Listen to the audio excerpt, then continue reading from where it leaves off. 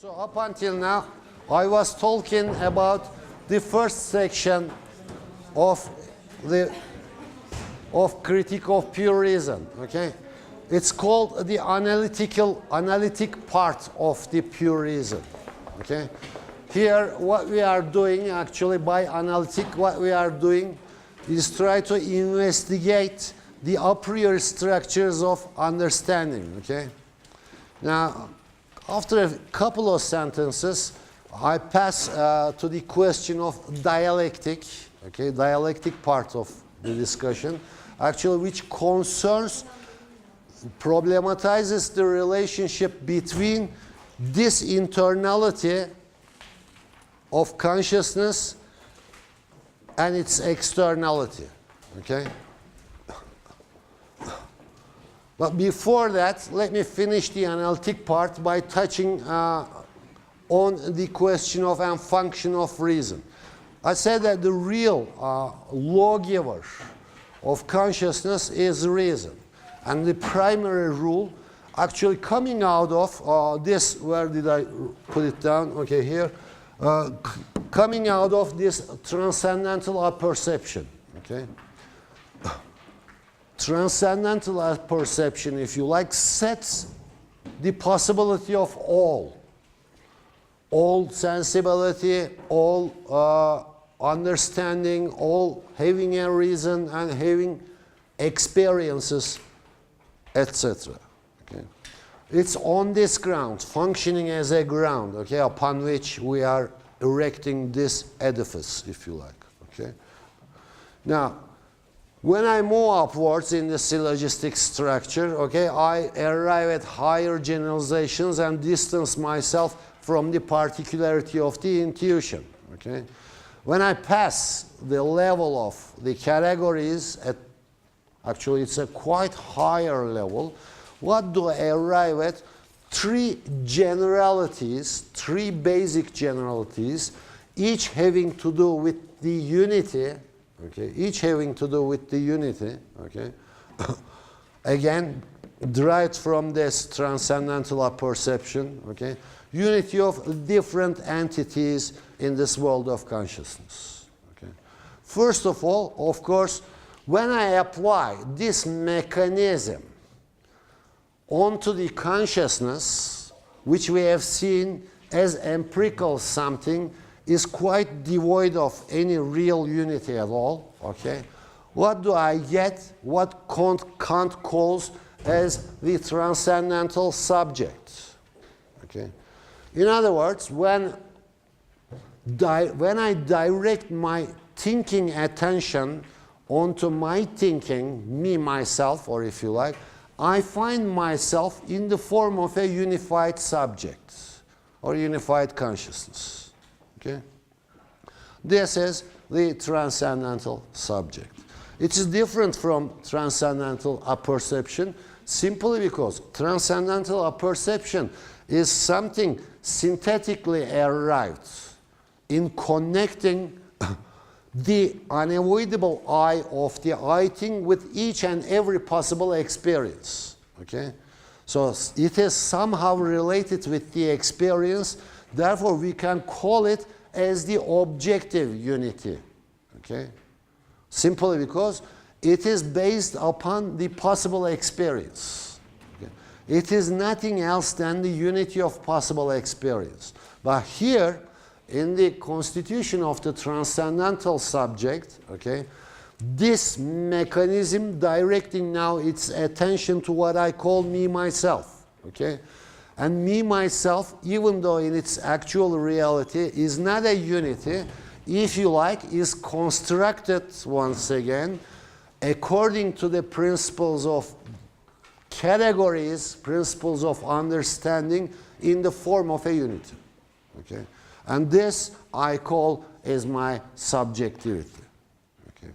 In other words, when I consciously think about myself each and every time, I find myself as a unified subject. Okay? So at the core of this mechanism, there is, or basis of this mechanism, therefore, there is the idea of the unity of the subject.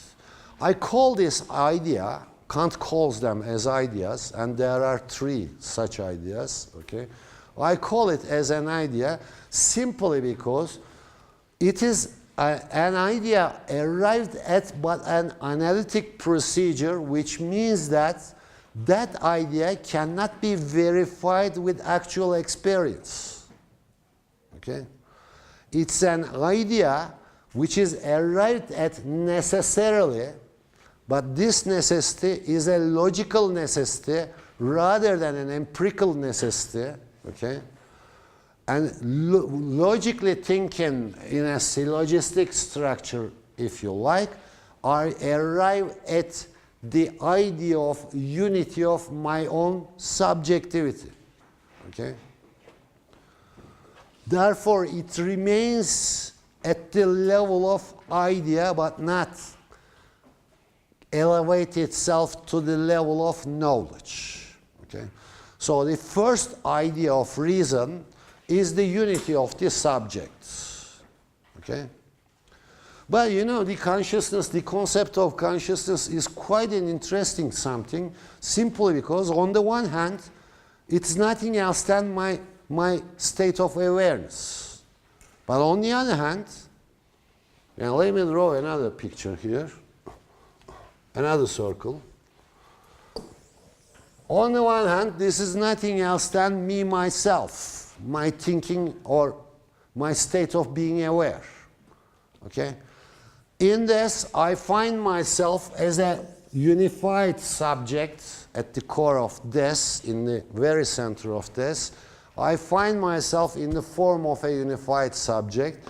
But this consciousness, as you can see, is filled not only me, myself, but with the world as well. Okay? Everything that falls into actual experience showing itself in my consciousness are inside this. The appearances of chair, appearances of you, the appearance of my body, the appearance of whatever else in addition to my thinking, other abstract concepts and so on, okay, are all inside this consciousness and nowhere else. So this consciousness, as we have said, also contains the objects. Okay? Or if you like, you can call them phenomena or appearances. Okay?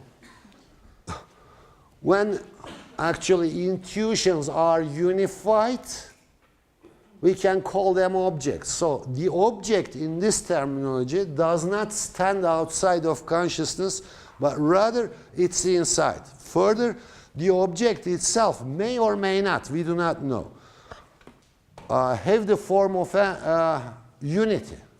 Okay? We do not know. But what we know is that the unity of the appearance of the actual whatever, okay, owes itself to the unity of the transcendental apperception. Okay? So it is the product of consciousness, that unity which is contained within the field of my awareness is the product of the working of my awareness itself. Okay? So that's what we call the objects of consciousness. Okay? So it contains, in other words, the words, everything that I am aware of, in other words, okay, are already contained in this. Okay?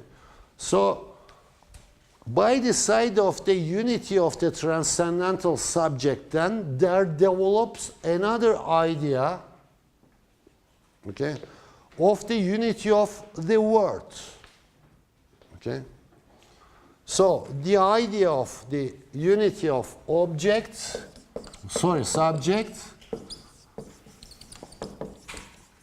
and unity of objects. However, again, consciousness is a very strange thing. they are all together there. While they are separated as subject and object at the same time, they are together. In other words, let me put it in this way, okay? The subject and object appearing in my consciousness do share the same plane of existence. Okay? In other words, they are in the same world. Okay? So out of this, consciousness necessarily according to its logical operation, okay, arrives at the idea of the unity of all.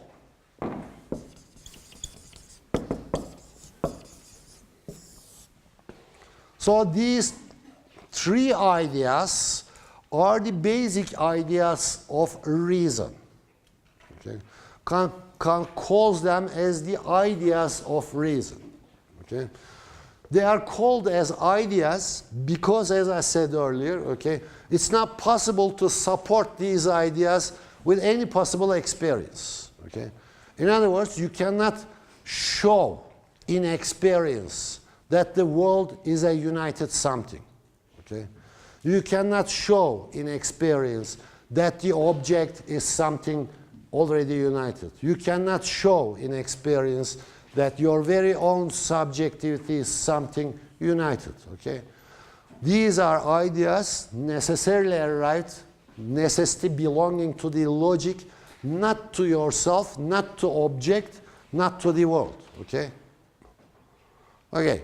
Therefore, then, reason conceives these three basic ideas, and out of these ideas informs understanding, which in its turn develops its categories, and through the operation of the categories, these unities are applied onto the incoming manifold of intuition. Okay? Therefore, before us, we have a unified picture of the world, and we ourselves looking at that world within and on the same plane of existence. Okay? This sets the very possibility of knowledge indeed. Okay? Don't forget, these cannot be verified by any observation, by any measurement, by any experience at all, but arrived at logically. But the interesting point is that if you do not arrive them, you can never have any claim to knowledge. Okay, that's the interesting point. If you do not say that you are a knowing something subject confronting a knowable world as your object, okay, you can never establish a relationship of knowing, knowledge. Okay, that's the critical point. Now, as I said, the in actual reality, about which we do not know much, okay, all we know is that out of experience we cannot deduce the unity of subject, unity of object, and unity of the world. Okay, all we know is that we do not know whether the world is unified something, the subject is unified or not unified something, so on. Okay, we do not have any. This is, if you like, is the limit, according to Kant, of our knowledge. Okay. For the realm that extends beyond the field of possible experience, of course, thinking wants to sail away. Okay? In that moment, if thinking restricts itself, in other words, if our reason and our thinking activity delimits itself within the field of possible experience, according to Kant, then the result can rightfully be called as knowledge. Correct knowledge or wrong, error, doesn't matter. Okay? Simply because the judgments generated within understanding, always referring to the experience, are knowledge. Okay? According to Kant. Now, however, thinking may not always and all the time like to delimit itself with the field of possible experience. Okay? and sometimes extends itself beyond it. Now, at that moment, for Kant, that moment is the moment of the passage from analytics of consciousness to the dialectic. Okay.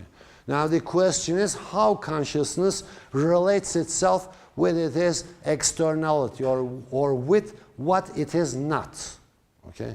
Or how consciousness relates itself, as once Fichte did put, okay? How I relates itself with not I.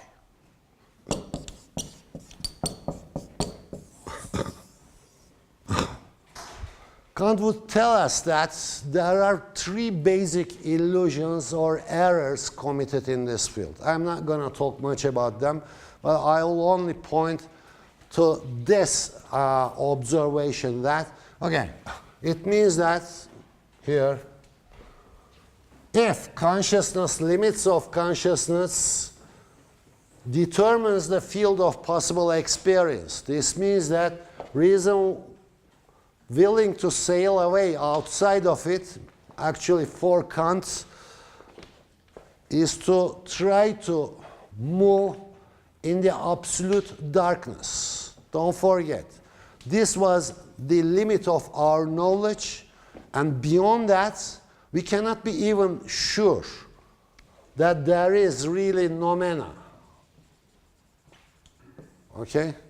This is called usually the noumenal world, where the things themselves are, okay, as themselves, not for consciousness, but in themselves, okay? So, however, don't forget, within Kantian thinking, the limit is this, and set very strictly, okay? I can only know intuitions, which are mine. Okay.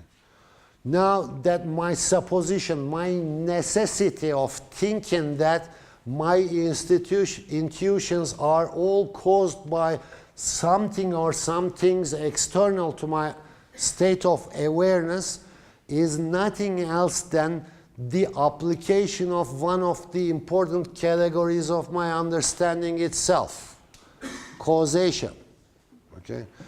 Now, I am necessarily thinking, therefore, that logical necessity again. I am necessarily thinking, therefore, that since I am having all those visions, all those sounds, visual, audio effects, etc., there must be something causing them. Okay? There must be some chair. Now, I am having the intuition of sitting on something, okay? That something should necessarily cause this intuition. But this causal relationship from Hume's arguments on, okay, was understood as a function of understanding, okay? Not the function of that particular relationship between my ass and that chair, okay? So, if it is the result of my understanding, out of this I am not able to conclude that there necessarily be a chair, for in me there have to be such and such set of intuitions. Okay? So, Kant carefully defines what he understands by noumena. Okay? Noumena actually means, it's an ancient Greek term, meaning things of thought. Okay? Things belonging to thought. So Kant reminds this meaning of the term and carefully tells us that, defines noumena, that they are the things that we think exist. Okay? So, things in themselves appears to be a rather misleading term, simply because when we say and use this phrase, we imply that there are really things in themselves somewhere outside of us. Okay? The limit is that we can never be sure of their existence or their whatevers. Okay? Another important, if I apply this principle, then it shows itself that actually I can never be sure that there is actually a unified subject, a unified object, and a unified world, bringing them all together. Okay. Now, however, actually, but let me put it as well, say this, that the other name for the unity of all, or if you like, unity of the subject and object, is nothing else than, you can call it the world, but you can call it God as well. Okay? All is united in God. You know? Actually, this is the God of the philosopher, so-called God of the philosopher.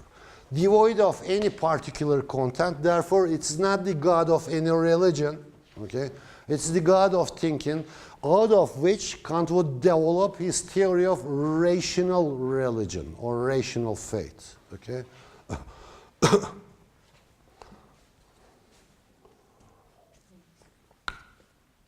Now, however, when I start to assume, or if you like, when my thinking starts to sail away from the possible field of experience, the result is to take these ideas as if they are really existing outside of the consciousness. Okay? The result is to think that showing, disrespecting our limits of our knowledge, the result is to claim that since my consciousness necessarily arrives at the idea of God, there has to be a God outside of my consciousness. Since my consciousness necessarily arrives at the idea of the unified subject, there has to be necessarily a unified subject outside of my consciousness and a unified object outside of my consciousness. Okay? Now, he's gonna warn all of his followers actually about this topic and invite all of them to be careful and respect the rights of reason in that regard. Okay? He would claim, he would not banish actually the sailing of reason away from the possible limit, but he would warn that one has to be very careful. And the rational religion he develops, actually, he discusses, it's not a religion that he develops. He was a true and true Christian Puritan, actually, a Protestant, true and true Protestant, okay, a believer, having strong beliefs. And remember, his intention to write the first critique was to open up a space for faith, okay, by saying that if everything were to be knowable, then what's left for faith? Okay? But the interesting point is exactly this. These three unities are nothing else than the expression of faith. Actually, I would rather call them three major important leaps of faith. There are going to be a fourth one as well. Simply because, if you like, they cannot be grounded empirically. Okay?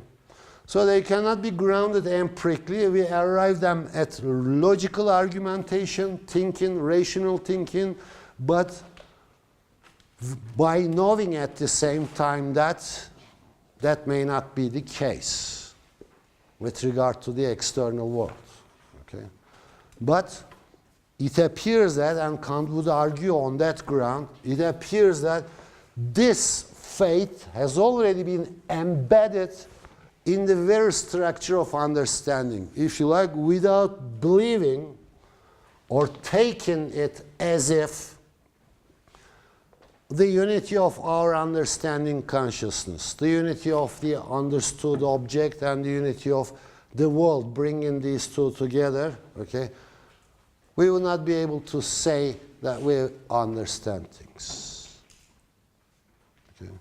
And these are groundless. That was the most important part of the argument. Okay, I'll not go into any further detail of the Kantian dialectic, which discusses each illusion one by one, but I'll allow you a space to ask any questions. We have some 10 minutes more.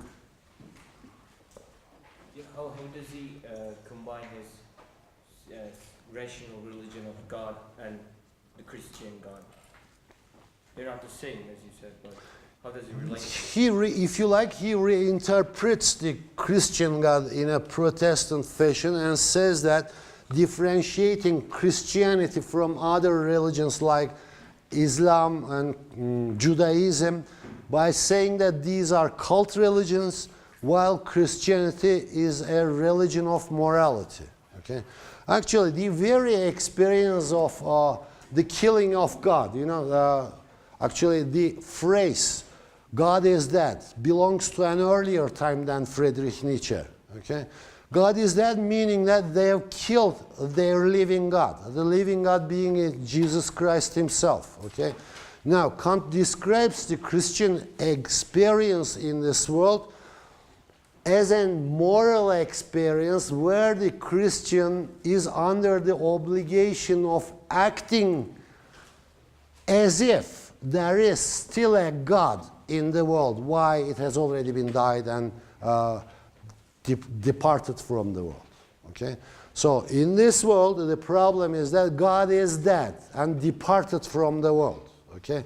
But the Christian is expected to act as if the God is still living and in this world. Okay?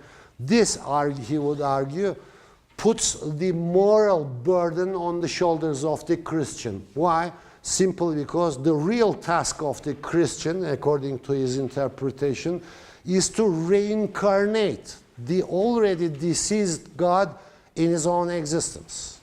Okay? So Jesus Christ is expected to reincarnate in this worldly activity of the Christian. Okay?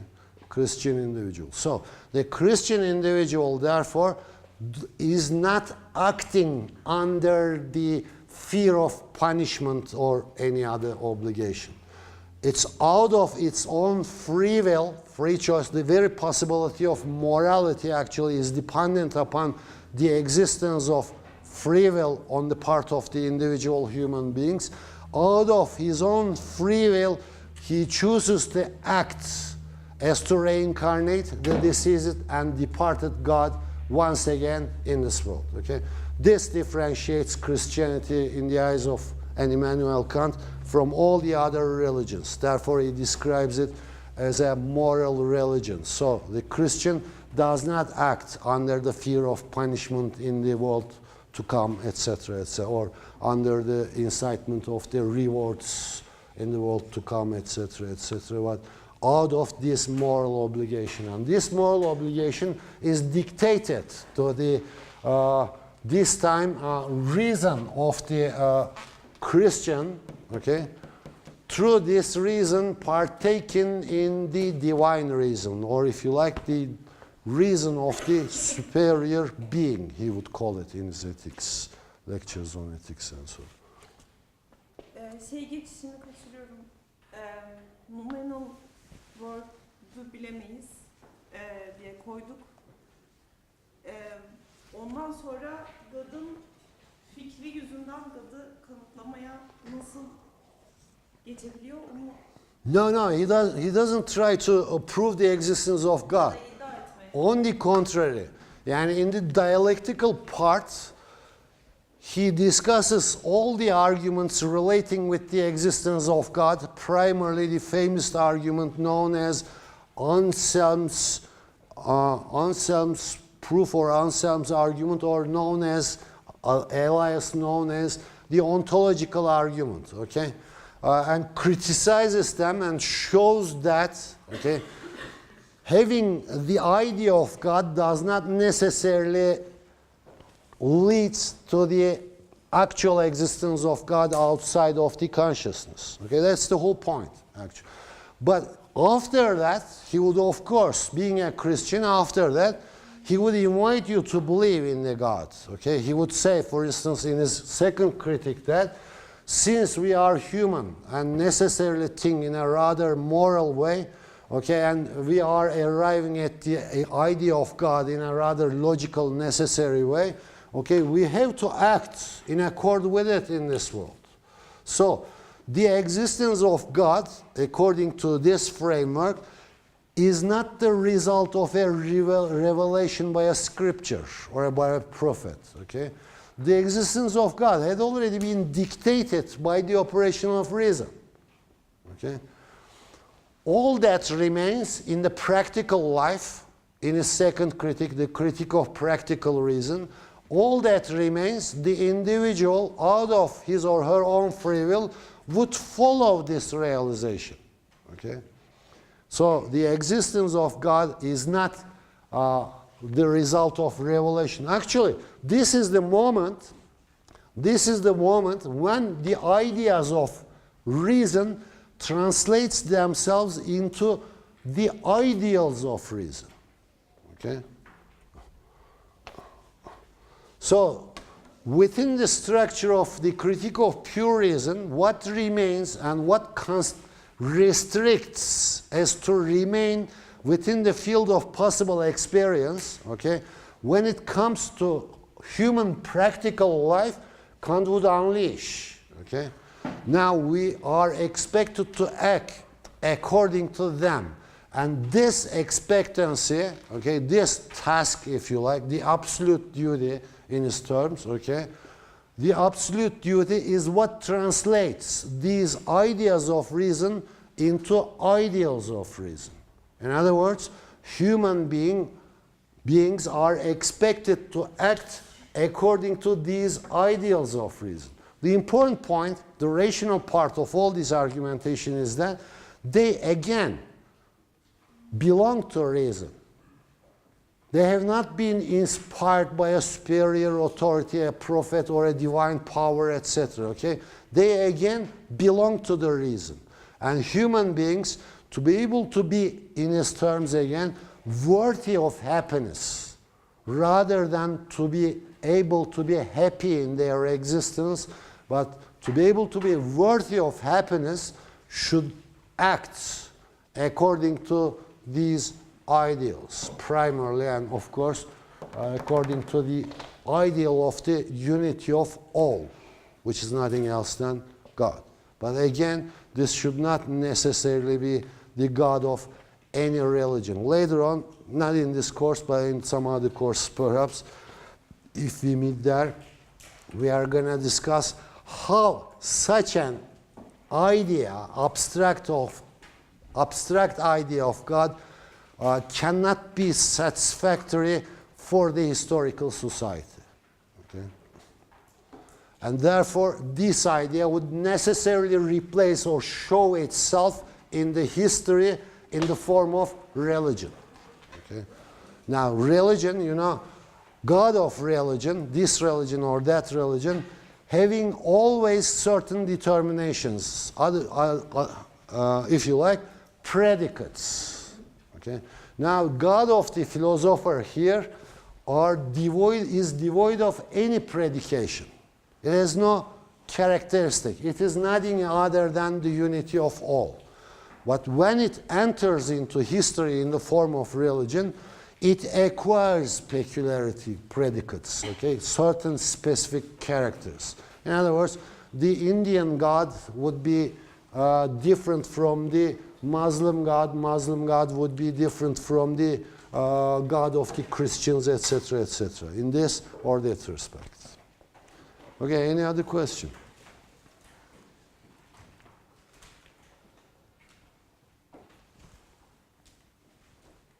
Okay, your time is up.